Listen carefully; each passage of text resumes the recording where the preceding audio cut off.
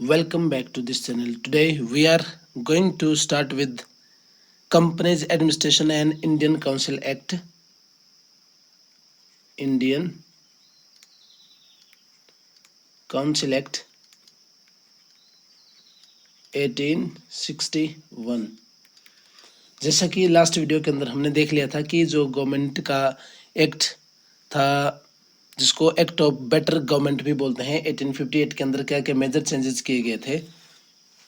उसके बाद हमारे पास है इंडियन काउंसिल एक्ट। अब इंडियन काउंसिल एक्ट के अंदर कौन कौन से मेजर चेंजेस है जो ब्रिटिश क्राउन के द्वारा लिए गए, उनमें से जो पहला है वो है, सबसे पहले यहाँ पे जो मेन बात है, यहाँ पे एक एडवाइस दी गई कि जो रिप्रेजेंटेटिव है, रिप्रेजेंटेशन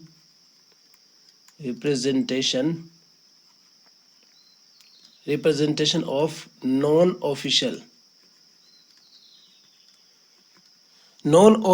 जो लेजिस्लेटिव बॉडी है उसके अंदर उनकी रिप्रेजेंटेशन को बढ़ा दी गई। कहाँ पे?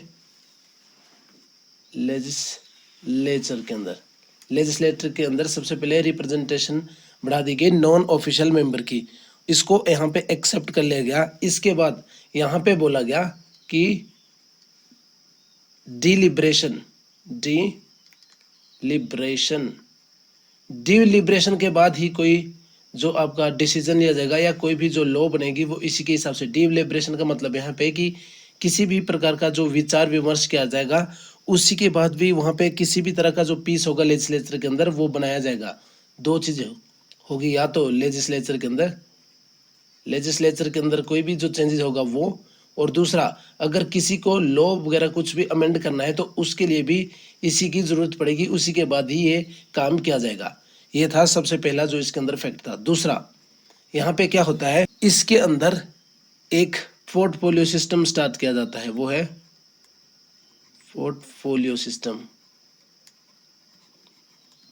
सिस्टम स्टार्ट किया जाता है। इसका मतलब है कि जो कैबिनेट होगा, कैबिनेट का एक हेड होगा और जो क्या करेगा, रिप्रेजेंट करेगा, इसको कैबिनेट को रिप्रेजेंट करेगा और वो उसका हेड भी होगा, एडमिनिस्ट्रेशन बॉडी में उसका एक पार्ट होगा। और इसको जो स्टार्ट किया था वो था आपके लॉर्ड कैनिंग ने स्टार्ट किया था और उसका रेन था 1858 टू 1862 के बीच का जो रेन था। इसके अंदर पोर्टफोलियो सिस्टम क्या तैयार किया कि जो किसी भी प्रकार का एक एडमिनिस्ट्रेटिव हेड होगा कैबिनेट के अंदर, वो उसको एडमिनिस्ट्रेशन के अंदर रिप्रेजेंट करेगा और उसका हेड भी होगा। फॉर एग्जांपल जैसे कि कोल वगैरह हो गया, फाइनेंस वगैरह हो गई, तो मिनिस्ट्री का एक अलग पोर्टफोलियो होता है। यही यहाँ पे मीनिंग है कि वो किस तरह से चीजें यहाँ पे की गई। उसके बाद हमारे पास जो थर्ड इंपॉर्टेंट पॉइंट है यहाँ पे, उसके अंदर क्या है, ये बोलता है जो बॉम्बे और मद्रास, जो बॉम्बे और मद्रास प्रेसिडेंसी के पास पावर थी, उसी तरह से अब ये क्या बोलता है कि जो रेस्ट ऑफ द प्रोविंस है, रेस्ट ऑफ द जो प्रोविंस है उन्हीं के प्रकार उनके पास भी इसी तरह की पावर दी जाएगी। कैसी पावर? वो पावर होगी कि अगर किसी भी तरह का यहाँ पे उनको वर्क करना है लेजिस्लेटिव के अंदर या प्रोविंस के अंदर, तो उसके पास भी सेम लेजिस्लेटिव डिवोल्यूशन होना चाहिए। क्या होना चाहिए?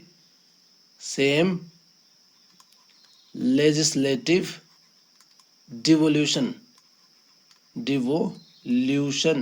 यहाँ पे डिवोल्यूशन का मतलब है कि जिस तरह से सब डिवाइड की गई है पावर को बॉम्बे एंड मद्रास के अंदर, सेम ही जो रेस्ट ऑफ द प्रोविंस है उनके अंदर भी सेम ही तरह से चीजें की जानी चाहिए।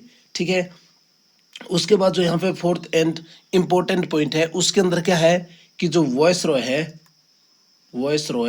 वो क्या कर सकता है, एक ऑडियंस को वो जारी कर सकता है जिसके जो लाइफ पीरियड रहेगा उसका 6 मंथ। एक ऑडियंस जारी वो कर सकता है जो 6 मंथ के अंदर रहेगा। दूसरा जो यहाँ पे एक मेन प्रोविजन इसके अंदर नहीं मिला, वो क्या था, they could not discuss budget.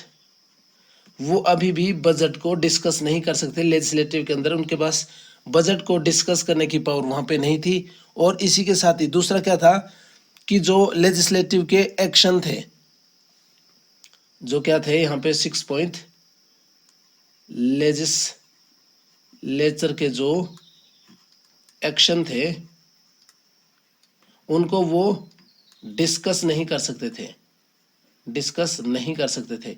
यहाँ पे जो मेन रीजन था वो यही था, वो इसको डिस्कस नहीं कर सकते थे। एक बार हमारे यहाँ पे दोबारा देख लेते हैं कि किस तरह से यहाँ पे चीजें हुई।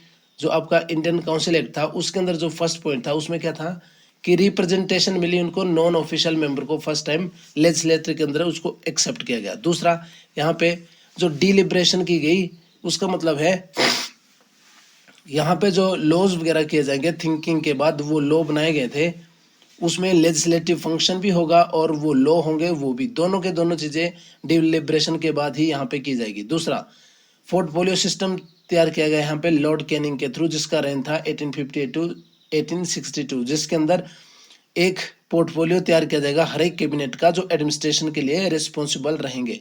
उसके बाद जो बॉम्बे और मद्रास है उसके अंदर जिस तरह की पावर वेस्टेड की गई है उसमें ये बात बोली गई कि जो रेस्ट ऑफ द प्रोविंस है उनके अंदर भी सेम जो पावर है वो इसी तरह से होनी चाहिए। तो इसके लिए क्या किया उन्होंने, लेजिस्लेचर के अंदर डिवोल्यूशन होनी चाहिए, जिसके अंदर क्या होगा कि जिस तरह की पावर इसके अंदर सब डिवाइड की गई है सेम तरह से रेस्ट ऑफ द प्रोविंस के अंदर भी रहे। उसके बाद है वॉइसरॉय जो था वो क्या कर सकता था, एक ऑर्डिनेंस पास कर सकता था जिसका लाइफ साइकिल जो रहेगा वो रहेगा 6 मंथ के लिए। और जो मेन प्रोविजन यहाँ पे नहीं मिला वो क्या था कि जो लेजिस्लेचर के अंदर जो बजट डिस्कशन थी वो उसको नहीं कर सकते थे, और दूसरा वो लेजिस्लेचर के जो एक्शन थे उसको भी वो डिस्कस नहीं कर सकते थे। ये था आपका इंडियन काउंसिल एक्ट 1861 के अंदर सारी की सारी चीजें किस तरह से हो रही थी। अब हमारे पास यहाँ पे है Indian council act 1892, Indian council act 1892। अब यहाँ पे मेन जो प्रोविजन थे इसके अंदर उसको हम यहाँ पे देखते हैं कि इंडियन काउंसिल एक्ट के अंदर क्या प्रोविजन यहाँ पे किए गए। सबसे पहले जैसा कि आप टाइम फ्रेम के साथ देख सकते हैं यहाँ पे 1892 दो कांग्रेस है, जो कांग्रेस उसकी फॉर्मेशन यहाँ पे ऑलरेडी हो चुकी है 1885 के अंदर, किसके रेन के अंदर, डफरिन के थ्रू यहाँ पे जो रेन के अंदर जो उस समय वहां पे वॉइसरॉय थे उसके टाइम पे जो कांग्रेस है उसकी फॉर्मेशन वहां पे हो गई है। दूसरा यहाँ पे क्या बात की जाती है कांग्रेस के थ्रू, वो बोलते हैं कि जो इसके अंदर नॉन ऑफिशियल मेंबर है, नॉन ऑफिशियल मेंबर उसको एक्सपेंड किया जाए, मतलब उसको एनलार्ज किया जाए, उसको बढ़ाकर थोड़ा और बढ़ा दिया जाए। जो वहां पे इनका फर्स्ट पॉइंट होता है इंडियन जो काउंसिल एक्ट होता है 1892 के अंदर। दूसरा जो लेजिस्लेटिव काउंसिल होता है, लेजिस्लेटिव काउंसिल है यहाँ पे गवर्नर जनरल का, उसके अंदर रिप्रेजेंटेशन जो पीपल है उसके अंदर भी उनको एनलार्ज किया जाए, यहाँ पे मेंबर को एक्सपेंड किया जाए, उनको बढ़ा दिया जाए, ये यहाँ पे बात रखी जाती है। उसके बाद यहाँ पे जो एक मेन फैक्ट है वहां पे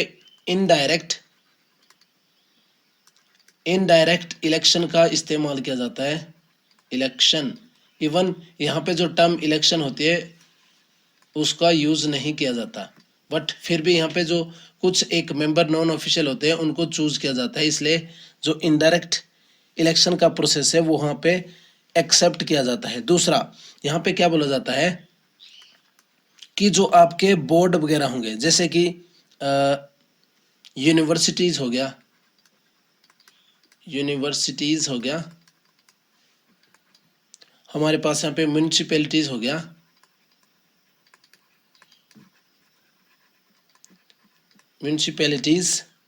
और जो जमींदार वगैरह है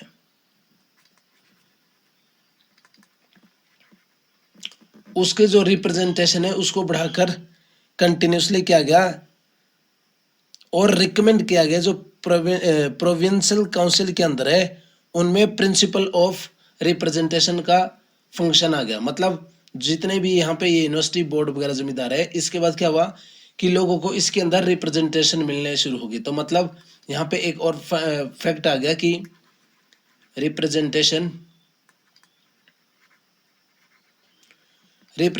का फंक्शन यहाँ पे आ गया, क्योंकि इन चीज़ों को जो है, जो ये बोर्ड या यूनिवर्सिटीज वगैरह बन गई, इसके अंदर पीपल के लिए रिप्रेजेंट किया, उन पीपल के द्वारा रिप्रेजेंट किया गया इंडियन के द्वारा। मतलब यहाँ पे जो एक रिप्रेजेंटेशन का काम था वो कंटिन्यूसली यहाँ पे होता रहा। उसके बाद अब यहाँ पे क्या हुआ फिफ्थ के अंदर कि जो मेंबर थे,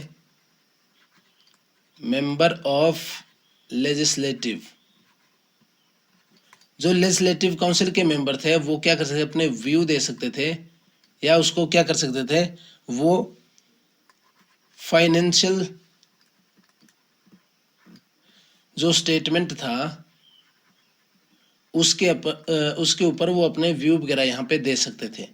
और इवन लास्ट एक जो हमने पढ़ा उसके अंदर था कि वो जो फाइनेंशियल या जो बजट का एक्ट था उसको डिस्कस ही नहीं कर सकते। बट यहाँ पे क्या हुआ कि जो मेंबर है लेजिस्लेचर के, अब वो क्या कर सकते थे, यहाँ पे अपने व्यूज दे सकते थे फाइनेंशियल स्टेटमेंट के ऊपर। दूसरा यहाँ पे क्या हुआ कि वो अब क्वेश्चन भी कर सकते थे, यहाँ पे क्वेश्चंस, वो क्वेश्चन कर सकते थे कुछ लिमिट के साथ।